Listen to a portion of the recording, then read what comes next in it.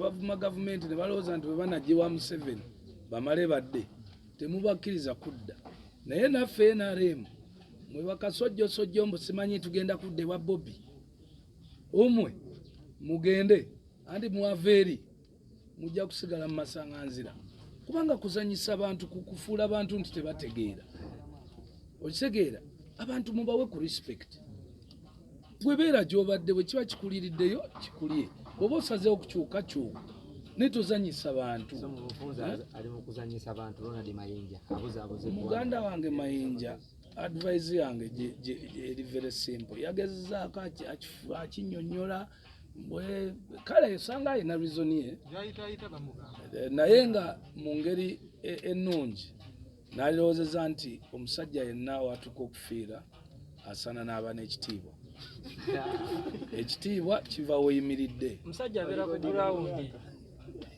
omusajja bw'aba nga talina wayimiridde waggumivu abeera ku gurawundi njagala nnyo mumanye nti bino byonna bituuka time nebikola ki nebiggwawo n'osigala ng'omuntu ng'omuzadde nga ne ku kyalo bagamba yooyo okitegedde naye obeera nga buli kiseera amazzi ga lusu naye kale kansubire nti alina reason ennungi era asobola okugigusa kuba oluusi muyinza n'okuba nga munenya Mayinja naye ng'asobola okuggusa ekintu kye kali kalango katusabe Katonda eno Uganda yaffenna kakati bwe tosobola kuŋŋamba nti nze mulinako personal issue saha muto nnyo okubeera mu liigi erwana naali ne Bebe. I see a good voice and a good talent that could have exceeded. Nayogeranga rest in peace. Nayogeranga ne baganda bange namwe public Moses Radio. Nga mulowooza nalinga nkola ki nsaaga. Nga mbeera ngamba Moses kino ne kino ne kino ne kino. Moses omwezi gumu nga tannafa ngamba Moses era kino yafa kiina era mu kukakkanaawo kwe mwalaba yali akitunuulidde bw'ati. Namugamba Moses Katonda akutegekedde obudde bwo nga Bebe Cool Bobi Wine ne Chameleone bakoze eki bavuddewo. We're making sure nti ekiseera ekyo we tuviirawo wooli okwate keeke yo n'emikono emeka naye ate akuyambye ne ku keeke oli alyako nga tukyaliwo.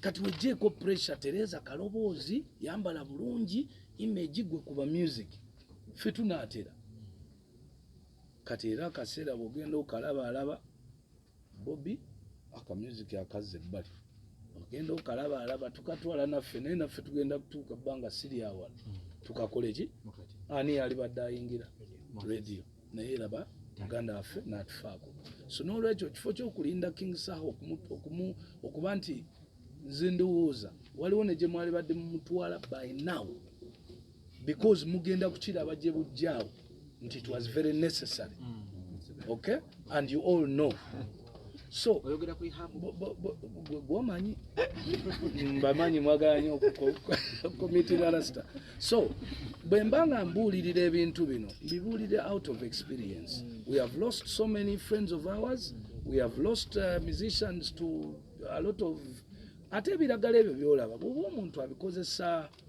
mu kigero okay waligambye oba kuba bangi ababikozesa naye mu kigero naye waliwo abaasala layini ate bw'osala layini ebintu ebyo ebiseera ebisinga biba birina kye bikosa wano ku bwongo n'obulamu bwongo omuntu.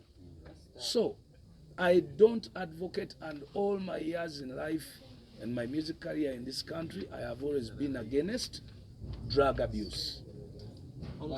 President waffe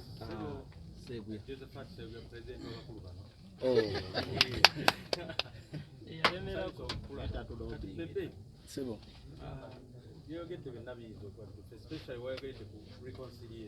Yes, sir.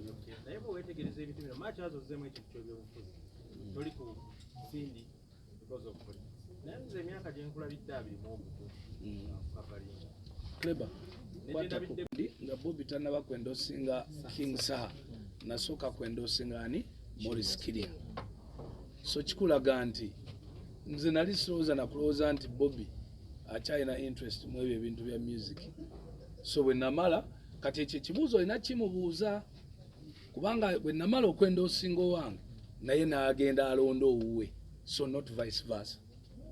Kati eky'obutakkiriziganya ne Bobby oli mukyamu lwa nsonga nina bingi nnyo byenzikiriziganya ne Bobby, bingi nnyo, politically, socially ne musically, bingi. Naye era nina byesikkiriziganya naye. Unfortunately byesikkiriziganya naye mu politics binene nnyo biyinza okukyankalanya kyetukoleredde politically, economically ne socially. Okay? Nzikiriziganya ne reasons ze ez'okuwakanya gavumenti mu bintu ebimu ebinyigiriza omuntu wa wansi.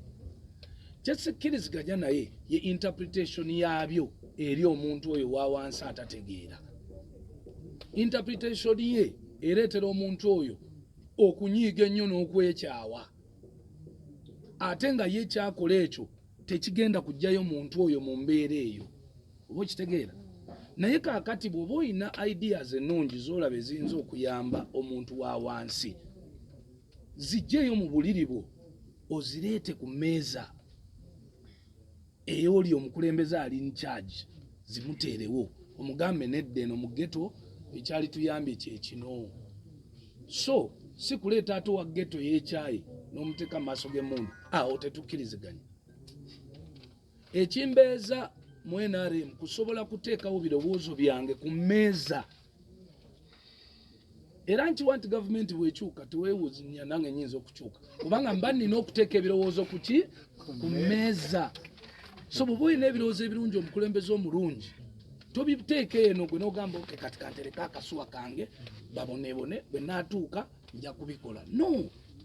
So nina bingi nnyo byenzikiriziganya naye, then nina bingi nnyo bye tutakkiriziganya. Ne bw'ontuuza n'abo abantu abana ne mbabuuza nabo ne bambuuza nkiwa nti naawe kennyini w'oli tosobola kubiitinga reasoning yange, tosobola gibiitinga because kivudde ku sentiments za Bebe Kulu. Ate saagala kwawukana nabo. Tetwawukanye, eyo ye democracy bw'ebeera. Mu democracy jjukira natandise ngamba buli muntu alina obwongo bwe ne we bukoma n'entegeera ye. But bw'ojja n'obuulira abantu abasinga baba balinze just kubabuulira. Kuba weeyinga abantu beekubamu nnyo mu mitima usually. Bye bimu nga bwe nkugambye okuviira ddala ku bukulembeze bwaki obw'eggwanga. Kijja kitwikolinga wansi. So sinawulira ddoboozi lya mwami Matovu ng'abaako ne kyayogera tomukomitinga mu public. Tomukomitinga yaveeyo publicly. Sinaba kuwulira Mayanja publicly. Ono saha yabafunanga via videos aziyatekanga ku mitimbagano gye. Mayanja n'asayininga, Musuuza yasayininga, Muzeeyi Matovu yasayininga, kakati ne Magere yasayininga. Uganda ena abayimbi abasukka mu 15 naye buli kalulu ka buli muyimbi ali mu kubanga jjukira abayimbi bali mu associations zaki za njawulo. Buli kalulu ka buli muyimbi ali mu kasitandinga iko kamu value yako eri iko. So si kyakuba nti mwami Matovu, si kyakuba nti abasinga bonna nayogera nabo, naye kati ku level yaffe y'okwogera situsobola kwatula bye twayogera. Ate nga basuubiza era abasinga bonna tukkiriziganya out of respect. Waliwo omuntu okugwira ekiyiifuyiifu nga gw'osooseeyo n'akuwa kyoyagala ku ssaawa eyo, naye akalulu kabeera private. Era nga nkusuubiza nti nno yabagwiranga nakiyiifuyiifu ate kati munange kati omuntu bw'aba azze nga yasoose naawe ogawaayo no yasoose, naye naawe bw'oddayo n'okirowoozaako oyinza okwekubamu k'osanga mu liiso n'ogaa nayo manyi kati ekyo saagala kiyingirira. Ekyo tukireke ku level yaffe y'abantu abakulu. Naye nga for the good of the industry nsuubira nti buli munnayuganda yenna awuliriza ebintu bino amanya nti naffe ng'abayimbi tukooye okututunuulira ng'abayaaye sekita eri awo just. Era bannamawulire singa saha aba asinze nja balinda ekiwaatule, era press conference nze ndigikola. Era naye singa aba asinze n'akola bulungi mu ttaamu eyo, ekyo kyenoonya. naye singa abakoze obubi mujja kuba mwatuzzayo emabega emyaka emirala emeka ebiri. Industry eno twetaaga kugenda. There's a lot right now. Tetulina kuddayo mabega, tetwagala kutandika ku zero. Obutatandikira ku zero nsuubira buli omu ogambye abeera n'endowooza ye n'omukisa gwe. Saha we bamuwaamu n'ayiga. Sinnaba kwogera ku mukisa. Bino ebintu by'obukulembeze si mukisa. Si wala ne Sindi talina gye yabisoma. Lwaki tebakwasaamu omusajja? Because naye kyayogera mu bigambo bye agamba nga ki ekibasibyewo ennyo n'endala kambigatterumu. Oyendosinze Sindi, oyendosinga at the same time Fiina. Abasinga ne bano bonna abali wano bakimanyi nti abasinga olukwakwayo balutadde n'embiranyi bagitadde ku Fiina because bagamba Fiina president abeera puppet but Fiina yalina okuimplementing of which Fiina abasinga tebakkiriziganya naye. Ngenda kusookera ku kisembyeyo. Fiina office gyakwata bagiyita batya? Mumanyi omulimu gwa secretary general owa any association oba anything organization abeera ne power y'amaanyi sikyo? Emirimu egisinga giba gyebaka ku ye sikyo? Kati of course ekyo kikulaga nti nno olw'okubanga emirimu mingi gyebase ku Fiina ate bw'agi executinga mu ntegeera yaffe ey'abayimbi abasinga banyiiga buki bunyiizi nti yeeraga. Ekyo kiri nnomo buli muntu akimanyi. Ate ta overshadowing the president. No. Naye mwenna mukimanyi nti emirimu gya secretary general gimuteeka mu position erabikanga a overshadowing ani president. Ye yalibadde nga prime minister w'eggwanga. Naye ate wakati wa prime minister amadaala ne gategawo vice president. Ate vice president atalina kyakola kiri awo kubanga oba olina okubridgingawo. Era mwali badde mugamba prime minister nga atambula nnyo Uganda okusinga president. Prime minister nga alina amaanyi mangi okusinga ani president because omulimu gwe gumutuma okubeera buli wamu okukola ku buli kimu. So ekyokubiri ekisoose kibadde because tewali ajjanga mumanyi buli omu omuwa opportunity n'ayigira on the job maybe. Now why not?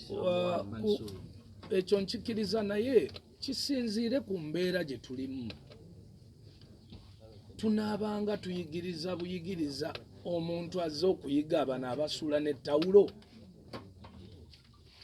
Okuba nti nno tulina omukisa ogugenda mu maaso continuity tugendere ku speed yemu. Oluusi bwe tukuba ku nfuufu Sindi ne tumukubako enfuufu ate ne tukola naye oluusi ne speed ne yeeyongera kubanga already oli byagenda okuyigayo Sindi biri mu mutwe. Kakati kwongerako buki bwongezi. So speed ya industry bw'eba enaakulaakulana nga Sindi ye president ebeera very fast ate we yakoma waatandikira okusinga bwe tuddayo okuyigiriza muganda waffaani saha ate ne tutandika buto kino ekitabo twava kuno okukiwandiika ebizibu byali bwe bati ab'embalala baagala kino industry ate nga already ono bimuli mu mutwe. So yeyo reason y'ekibuuzo kyo. Katono nnyo. Awo wennyini addition to that it's a good reasoning kyagadde. But before, remember, you had endorsed Maurice Kiru. Yes. Munjogera yogambye nti better the devil you know than the angel you don't ever be with. Yes. Kati kyali kikuwadde picture ya Maurice Kiru. One, ekyali kimpadde picture ya Maurice Kiru nali ne baganda bange ku kintu kya change. Okay? Yes. But the change must come with the right candidate. One with experience, one who is approachable, one who has a good image, okay? One who is articulate, educated, okitegeera. Ebyo ebintu byonna ndooza mukkiriza Maurice Kiru ayinako 8 ku 10. Sijja ekyo? So, Maurice, kati ekyo kikulaga nti nali saawukanye nnyo ne baganda bange bano abana mu ky'okukyusa. Okay? Kuba twali tufunye candidate. It's not even the devil you know, but omuntu nga teweetaga kumuyigiriza nnyo. Teyali ku ground ng'enjogera ina.